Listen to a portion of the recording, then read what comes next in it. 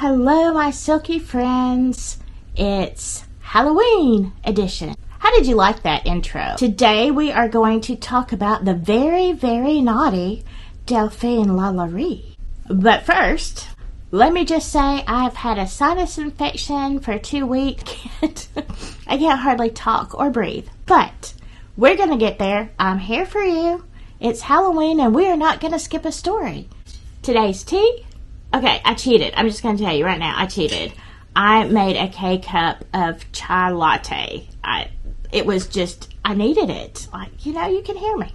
Today's hot. Now, we are going to dive into the story of the despicable Delphine LaLaurie. The stars of our show are, of course, Delphine LaLaurie and Dr. Louis LaLaurie. Louis LaLaurie. Whatever. Don't ask me to say that again. Let me just give you my disclaimer right now. This story is horrific.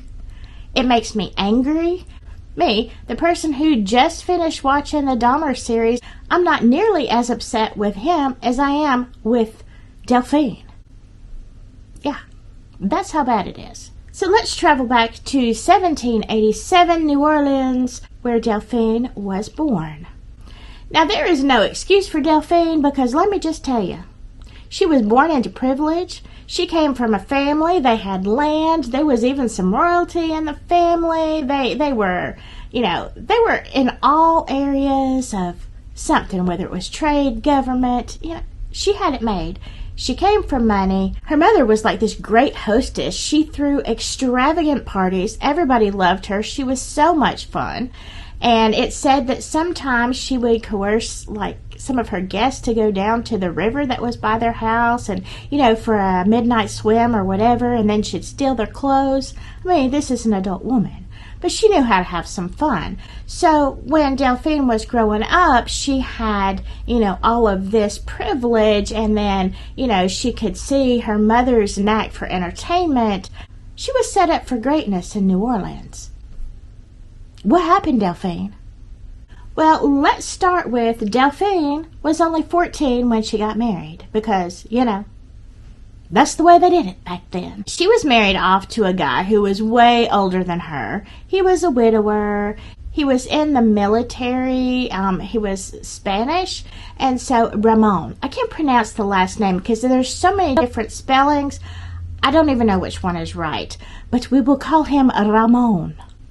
Delphine married Ramon, who was still kind of grieving and upset at the government because he felt like they had caused the death of his first wife. And so the man already had issues. So he marries little Delphine. It was probably a very advantageous match. You know how that goes. Well, they were married a few years. Delphine is expecting, and Ramon, due to different, sets of events, he ends up dying in a shipwreck. So she goes back to Havana, just long enough to bury him. And then she trots off with her pregnant self back to New Orleans. Honestly, it probably wasn't a love match. So, what do you expect? A few years later, she marries a Mr. Blanc. He was a real piece of work. He was, he had all of this property and supposed money, and he was also in cahoots with the notorious pirate Jean Lafitte. So, he was very, very shady. They were married for a while. I think about 10 years. They had 4 or 5 children. They were just popping them out like rabbits. But he was a lot older than Delphine also. And so, in his early 50s, he kind of passed away. I don't know what from. I couldn't find that. They had lived in luxury this whole time. Upon his passing, she finds out that he is very, very badly in debt. Now, she had money from her father when she first got married. She had been gifted things. Then her mother had passed away and had left her an estate and all these slaves and money. So Delphine was well off before she ever married Mr. Blanc. Her husband had been so badly in debt that In today's money, it was like $2.5 million that he was behind. The only way she could save her assets is to completely renounce, any kind of claim to any of his properties. So that meant all the contents of her house and all the things that they had accumulated. Now, she still had her possessions and her money, but even at that, it took her 10 more years to pay off the debts that she had incurred with him. I mean, what a piece of work, right? Jeez. As fortune would have it, though, her father passed away during this time, leaving her even more money and property. So Delphine was doing good for herself. To try to understand Delphine, and I don't really think I can understand her. You'll see. It just goes beyond belief. Maybe to try to put a reasoning behind some of her crimes, her father, as well as all of her uncles and, every wealthy man in the family at that time had like an established wife and family that they presented to the world, but most of them had, what we would call a side piece. They were usually from the quadroons. Now, if you don't know what a quadroon is always of mixed race, and usually it's black and white, but it could be French and white, French and black, Spanish, Cuban, whatever. They weren't pure white skinned, okay? Whatever. And the quadroons, though mostly African and white, they didn't have a good hope for the future. But if a girl was pretty enough or smart and engaging enough, she might become the mistress of one of these plantation owners. And the quadroons had their own society, like they were well taken care of, and in their little society they were doing good. And there were some very well known quadroons, beautiful women. So that's the society that Delphine was from. And her mom, no matter how beautiful and what a great hostess she was, she still had to live with the knowledge that her husband had this whole other family, as did all of his brothers and cousins and whatever, because I guess it was just okay. And I'm just saying that maybe because it might explain a little bit. It's not an excuse, but maybe this is where some of these feelings came from. I don't know. So Delphine is now down 2 husbands, and she has a daughter from her second husband that has like a spinal problem. Like she's just, has got some kind of birth defect. As fortune would have it, there was a new doctor in New Orleans, Dr. Louis LaLaurie. It's so hard to say that. You can't imagine.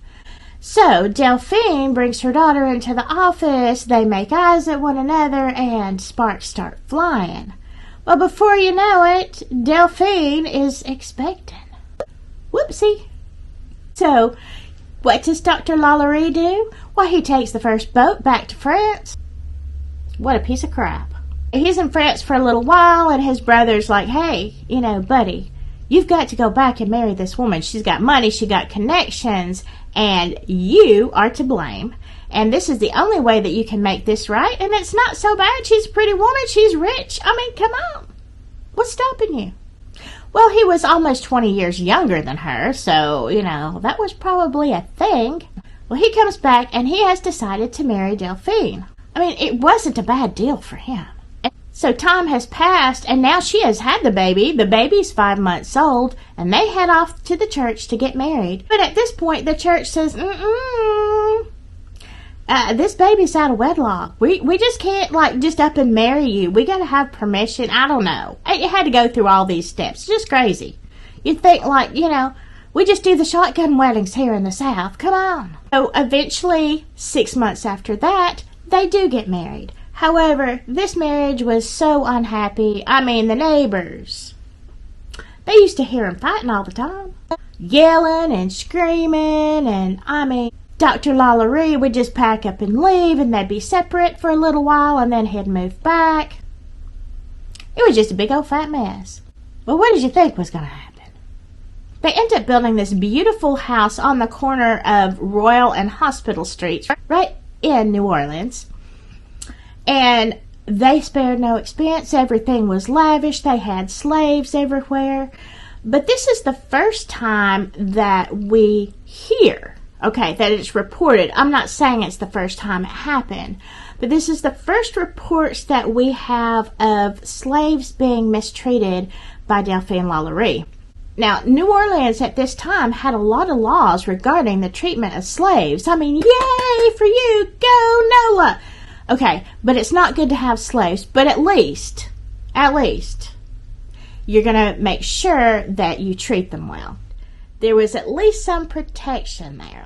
Now, the neighbors, later on, of course, after the fact, they would admit that they were seeing Delphine be kind of mean to her slaves. Delphine's slaves started looking very, very haggard, and some of her neighbors did complain to the authorities.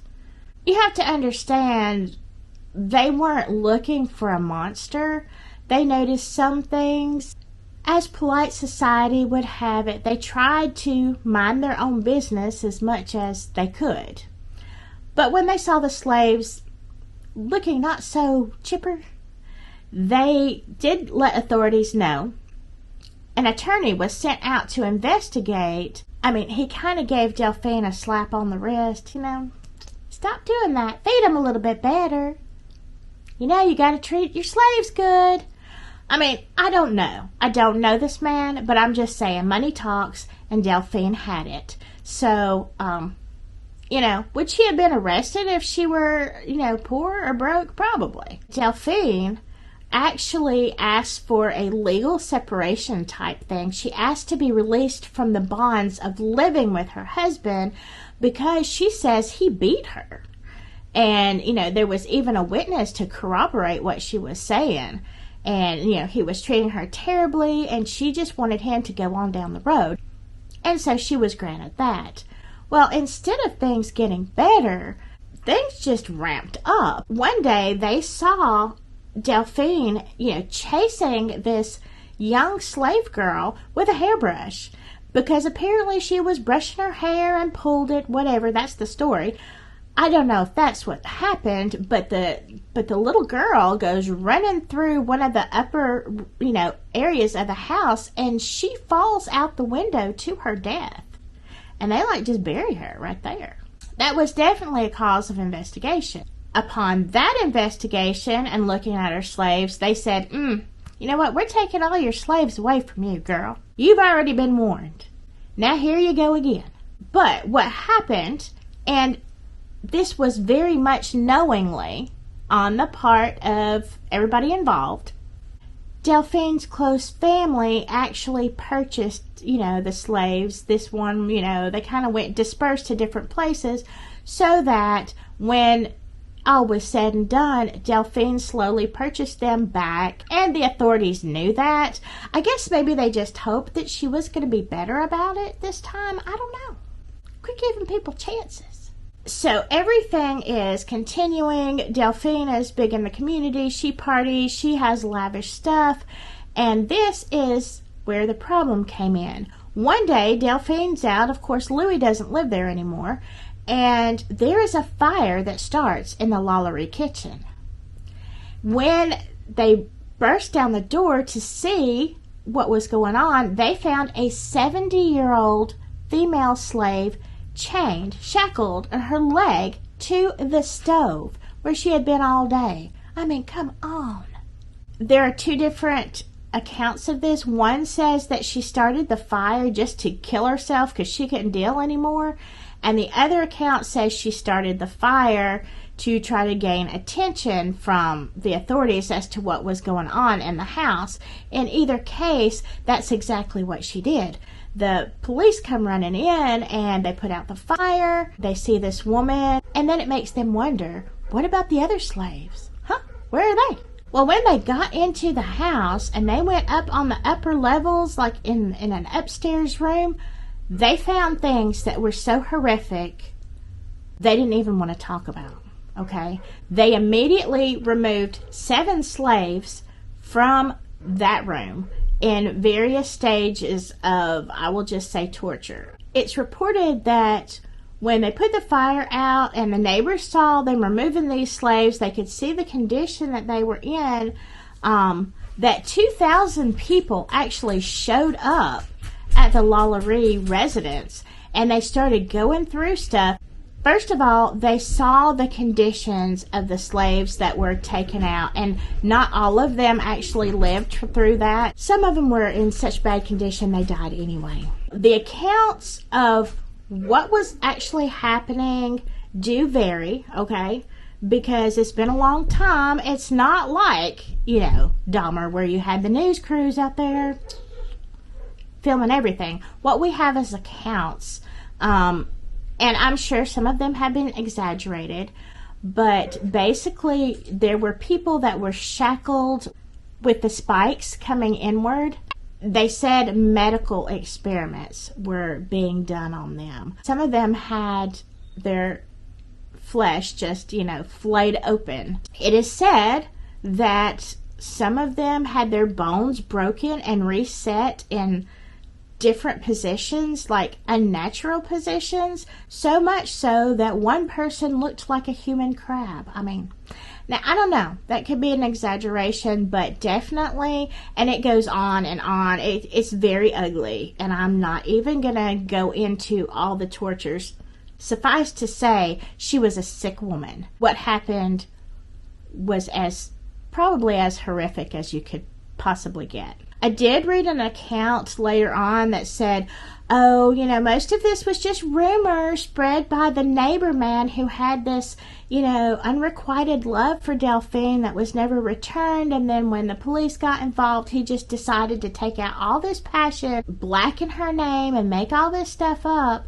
Well, do I think it could be exaggerated? Yes. Could that have been true to some degree? Yes. But here is where I think there was a real problem, in spite of trying to sugarcoat it by some people. The neighbors, upon seeing the condition of these slaves, they were expecting a police raid for the whole house. And when it didn't come, probably because of Delphine's many connections, they broke down the doors themselves, and they are so angry. They are ripping things off the walls, taking stuff, like they're destroying, trashing everything she's got, breaking it, like they're so angry. It is said that by the end of that raid, there was really not much left but just the walls standing. Luckily, I guess, Delphine, she had a slave that was still, loyal to her, and he got her out to the ship port where she got on a boat and she escaped. Now Louis, he was already somewhere else, but by this time they knew that they were both involved in this disgusting stuff. So what happened after that to Delphine and Louis LaLaurie it's sketchy at best. We know she did escape to France. It said that she stayed in Mobile until she got all the way to France. But we know that they kind of reconciled for a while there, and all of Delphine's children eventually went to France also. Now, while they were in France, of course, the starts again, and Louis leaves. He moves to Havana. He's done with the whole thing. Delphine lives out her life, we think, in Paris, but we really don't know. It's very sketchy. She apparently died just a few years later of a sickness. The letters between her and her kids just refer to her as having this illness. We're not sure what that was. It said that she died in Paris, but yet there's a marker for her in New Orleans. We don't know if the body was moved. There's different stories about that. Whatever.